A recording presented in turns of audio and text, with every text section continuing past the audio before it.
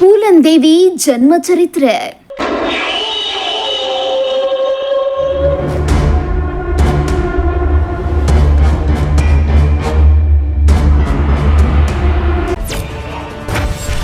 ಪೂಲನ್ ದೇವಿ August 10, 1963ರಂದು ಭಾರತದ ಉತ್ತರ ಪ್ರದೇಶದ ಜಲೌನ್ ಜಿಲ್ಲೆಯ ಗೋರ್ಹಾಕ ಪೂರ್ವ ಗ್ರಾಮದಲ್ಲಿ ಜನಿಸಿದ್ರು. ಈ ಭೂಮಿ ಯಮುನಾ ಮತ್ತು ಚಂಬಲ್ ನದಿಗಳಿಂದ ದಾಟಿದೆ ಮತ್ತು ಕಮರಿ ಮತ್ತು ಕಂದರಗಳಿಂದ ತುಂಬಿತು. ಇದು ಡಕಾಯಿತರಿಗೆ ಸೂಕ್ತವಾದ ಭೂಪ್ರದೇಶವಾಗಿದೆ.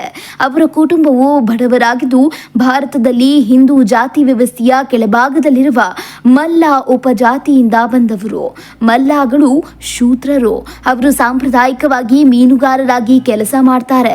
ಪೂಲನ್ ದೇವಿ ಮತ್ತು ಅವರ ಸಹೋದರಿಯರು ಈ ಪ್ರದೇಶದಲ್ಲಿ ಸಾಮಾನ್ಯ ಅಭ್ಯಾಸದಂತೆ ಇಂಧನವಾಗಿ ಸುಡಲು ಸಗಣಿ ಕೇಕ್ಗಳನ್ನು ತಯಾರಿಸ್ತಾರೆ. ಅವರ ಕುಟುಂಬವು ಕಡಲೆ, ಸೂರ್ಯಕಾಂತಿ ಮತ್ತು ರಾಗಿಯನ್ನ ಬೆಳೆಯುತ್ತೆ.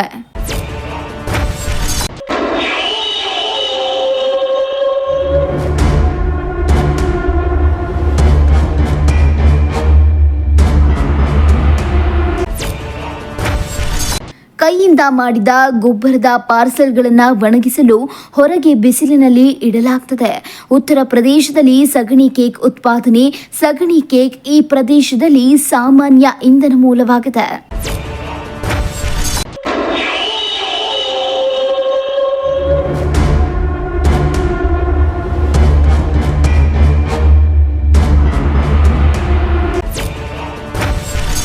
ಪೂಲನ್ ದೇವಿಯ ತಾಯಿಯನ್ನ ಮೂಲ ಎಂದು ಕರೆಯಲಾಗ್ತಿತ್ತು ಮತ್ತು ಆಕೆಯ ತಂದೆ ದೇವೇದನ್. ಆಕೆಗೆ 4 ಸಹೋದರಿಯರು ಮತ್ತು ಒಬ್ಬ ಸಹೋದರ ಇದ್ರು. ದೇವೇದನ್ಗೆ ಬಿಹಾರಿ ಲಾಲ್ ಎಂಬ ಒಬ್ಬ ಸಹೋದರನಿದ್ದನು. ಅವನಿಗೆ ಮಯ್ಯಾದನ್ ಎಂಬ ಮಗನಿದ್ದನು. ಬಿಹಾರಿ ಲಾಲ್ ಮತ್ತು ಮಯ್ಯಾದನ್ ಭೂ ದಾಖಲೆಗಳನ್ನು ಬದಲಾಯಿಸಲು ಗ್ರಾಮದ ನಾಯಕನಿಗೆ ಲಂಚ ನೀಡುವ ಮೂಲಕ ಪೂಲನ್ ದೇವಿಯ ತಂದೆಯಿಂದ ಭೂಮಿಯನ್ನ ಕದ್ದರು. ಆಕೆಯ ಕುಟುಂಬವು ಹಳ್ಳಿಯ ಅಂಚಿನಲ್ಲಿರುವ ಒಂದು ಸಣ್ಣ ಮನೆಯಲ್ಲಿ ವಾಸಿಸಲು ಒತ್ತಾಯಿಸಲ್ಪಟ್ಟಿತು. ಚಿಕ್ಕಪ್ಪ ಮತ್ತು ಅವನ ಮಗ ಕುಟುಂಬವನ್ನ ಹಳ್ಳಿಯಿಂದ ಓಡಿಸುವ ಗುರಿಯೊಂದಿಗೆ ಕುಟುಂಬವನ್ನ ಕಿರುಕುಳ ನೀಡುವುದನ್ನ ಮತ್ತು ಅವರ ಬೆಳೆಗಳನ್ನ ಕದಿಯುವುದನ್ನ ಮುಂದುವರೆಸಿದ್ರು. 10ನೇ ವಯಸ್ಸಿನಲ್ಲಿ ಪೂಲನ್ ದೇವಿ ಅನ್ಯಾಯದ ವಿರುದ್ಧ ಪ್ರತಿಭಟಿಸಲು ನಿರ್ಧರಿಸಿದ್ಲು. ತನ್ನ ಅಕ್ಕ ರುಕ್ಮಿಣಿಯೊಂದಿಗೆ ಅವಳು ವಿವಾದಿತ ಭೂಮಿಯಲ್ಲಿ ಕುಳಿತು ಅಲ್ಲಿ ಬೆಳೆಯುತ್ತಿದ್ದ ಕಡಲೆಗಳನ್ನ ತಿಂದು ಬೆಳೆ ತನ್ನ ಕುಟುಂಬಕ್ಕೆ ಸೇರಿದೆ ಎಂದು ಹೇಳಿದ್ಲು. ಮಯ್ಯಾದನ್ ಅವಳನ್ನ ಬಿಟ್ಟು ಹೋಗುವಂತೆ ಆದೇಶಿಸಿದನು ಮತ್ತು ಅವಳು ಹೋಗದಿದ್ದಾಗ ಅವನು ಅವಳನ್ನ ಹೊಡೆದು ಪ್ರಜ್ಞಾಹೀನಗೊಳಿಸಿದನು. ನಂತರ ಗ್ರಾಮದ ನಾಯಕ ಅವಳ ಹೆತ್ತವರನ್ನ ಸಹ ಹೊಡೆಯಬೇಕೆಂದು ತೀರ್ಪು ನೀಡಿದನು. 2018ರಲ್ಲಿ ಪೂಲನ್ ದೇವಿಯ ತಾಯಿ ದಿ ಏಷ್ಯನ್ ಏಜ್ಗೆ ಮಯ್ಯಾದಿನ್ ಕುಟುಂಬದಿಂದ ಕದ್ದ ಭೂಮಿಯನ್ನ ಮರಳಿ ಪಡೆಯಲು ಇನ್ನೂ ಹೋರಾಡುತ್ತಿದ್ದೇನೆ ಎಂದು ಹೇಳಿದ್ರು.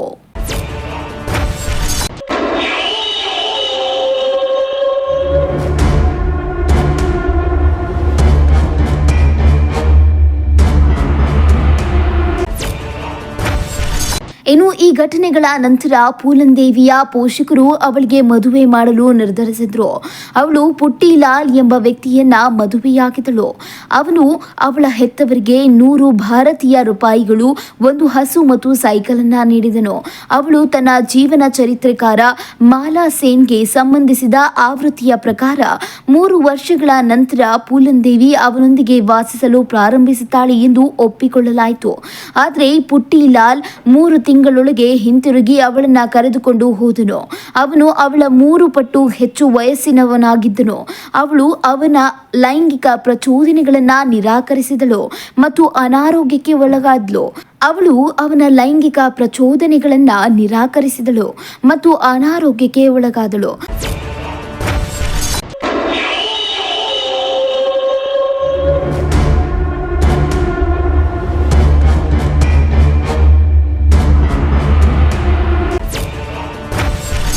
ಅವಳ ಪೋಷಕರು ಬಂದು ಅವಳನ್ನ ಕರೆದುಕೊಂಡು ಹೋದಾಗ ಅವರು ದಡಾರವನ್ನ ಪತ್ತೆ ಹಚ್ಚಿದ ವೈದ್ಯರ ಬಳಿಗೆ ಕರೆದೊಯ್ದರು.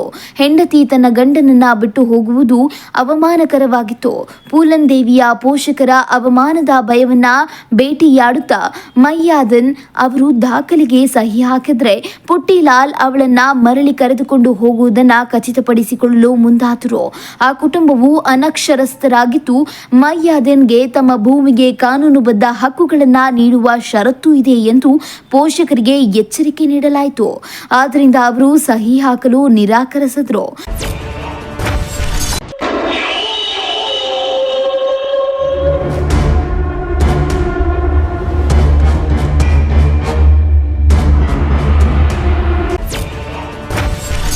ಪೂಲನ್ ದೇವಿಯನ್ನ ಟಿಯಾಗೋ ಗ್ರಾಮದಲ್ಲಿ ದೂರದ ಸಂಬಂಧಿಯೊಬ್ಬರ ಬಳಿಗೆ ಕಳುಹಿಸಲಾಯಿತು. ಅಲ್ಲಿ ಅವಳು ಇತ್ತೀಚೆಗೆ ವಿವಾಹವಾದ ತನ್ನ ಸಹೋದರ ಸಂಬಂಧಿ ಕೈಲಾಶ್ನನ್ನ ಭೇಟಿಯಾದಳು. ಅವನು ಡಕಾಯಿತರಿಗೆ ಕೆಲಸಗಳನ್ನ ಮಾಡುತ್ತಿದ್ದವನು. ಅವರು ಹತ್ತಿರದವರು ಮತ್ತು ಸಂಬಂಧವನ್ನ ಹೊಂದಿದ್ರು. ಇದರ ಪರಿಣಾಮವಾಗಿ ಪೂಲನ್ ದೇವಿಯನ್ನ ಕೈಲಾಶ್ನ ಹೆಂಡತಿ ತನ್ನ ಸ್ವಂತ ಹಳ್ಳಿಗೆ ಹಿಂತಿರುಗಿಸಲು ಆದೇಶಿಸಿದಳು.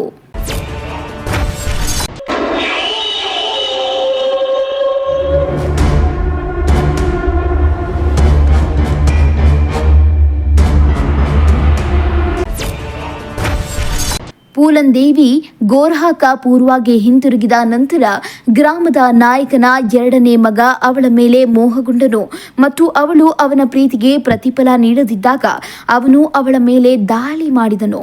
ಮತ್ತೆ ಪೂಲನ್ ದೇವಿ ಗ್ರಾಮವನ್ನ ತೊರೆಯಬೇಕಾಯಿತು ಮತ್ತು ಮಯ್ಯಾದನ್ ಕುಟುಂಬವು ಪುಟ್ಟಿಲಾಲ್ ಅವರನ್ನ ಮರಳಿ ಕರೆದುಕೊಂಡು ಹೋಗುವಂತೆ ಒತ್ತಾಯಿಸಿದನು. ಹಾಗೆಯೇ ಅವನು ಮಾಡಿದನು. ಈ ಮಧ್ಯೆ ಪುಟ್ಟಿಲಾಲ್ ಮತ್ತೊಬ್ಬ ಹೆಂಡತಿಯನ್ನ ಮದುವೆಯಾದಳು. ಅವಳು ಆಗ ಪೂಲನ್ ದೇವಿಯನ್ನ ಕೆಟ್ಟದಾಗಿ ನಡೆಸಿಕೊಳ್ತಿದ್ಲು. ಹಲವಾರು ವರ್ಷಗಳ ನಂತರ ಪುಟ್ಟಿಲಾಲ್ ಯಮುನಾ ನದಿಯ ಪಕ್ಕದಲ್ಲಿ ಪೂಲನ್ ದೇವಿಯನ್ನ ತೊರೆದಳು ಮತ್ತು ಅವಳು ಮತ್ತೆ ಪೋಷಕರ ಮನೆಗೆ ಮರಳಿದಳು. ಜನವರಿ 1979ರಲ್ಲಿ ಮಯ್ಯಾದಿನ್ ಕುಟುಂಬದ ಬೆಳೆಗಳನ್ನ ನಾಶ ಮಾಡಿದನು ಮತ್ತು ಅವರ ಜಮೀನಿನಲ್ಲಿ ಬೇವಿನ ಮರವನ್ನ ಕಡಿಯಲು ಪ್ರಾರಂಭಿಸಿದನು.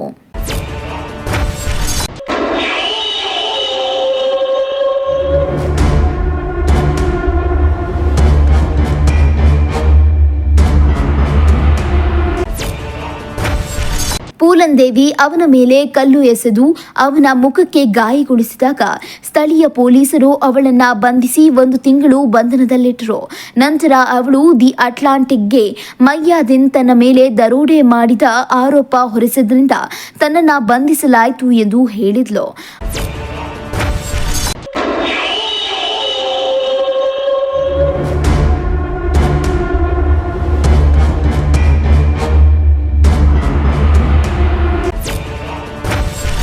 ಪೊಲೀಸ್ ಠಾಣೆಯಲ್ಲಿ ತನ್ನ ಮೇಲೆ ಅತ್ಯಾಚಾರ ಮಾಡಲಾಗಿದೆಯೇ ಎಂದು ಮಾಲಾ ಸೇನ್ ಅವಳನ್ನ ಕೇಳಿದಾಗ ಪೂಲನ್ ದೇವಿ ಉತ್ತರಿಸಿದಳು, ಅವರು ನನ್ನ ಖರ್ಚಿನಲ್ಲಿ ಸಾಕಷ್ಟು ಮೋಜು ಮಾಡಿದ್ರು ಮತ್ತು ನನ್ನನ್ನು ಸಹ ಹೊಡೆದ್ರು. ಲೈಂಗಿಕ ದೌರ್ಜನ್ಯದ ಬಲಿಪಶುಗಳು ತಮಗೆ ಏನಾಯಿತು ಎಂಬುದರ ಬಗ್ಗೆ ಮಾತನಾಡುವುದನ್ನು ತಪ್ಪಿಸುವುದು ಅಥವಾ ನಿಗ್ರಹಿಸುವುದು ಸಾಮಾನ್ಯವಾಗಿದೆ ಎಂದು ಸೇನ್ ಗಮನಿಸುತ್ತಾರೆ. 1970ರ ದಶಕದ ಮಧ್ಯಭಾಗದಿಂದ ಭಾರತೀಯ ಸ್ತ್ರೀವಾದಿ ಗುಂಪುಗಳು ಪುರುಷರಿಂದ ಮಹಿಳೆಯರ ಮೇಲೆ ದಾಳಿ ಮತ್ತು ಕೊಲೆಯಾದ ಅನೇಕ ನಿದರ್ಶನಗಳನ್ನು ದಾಖಲಿಸಿವೆ ಎಂದು ಸೇನ್ ಗಮನಿಸುತ್ತಾರೆ.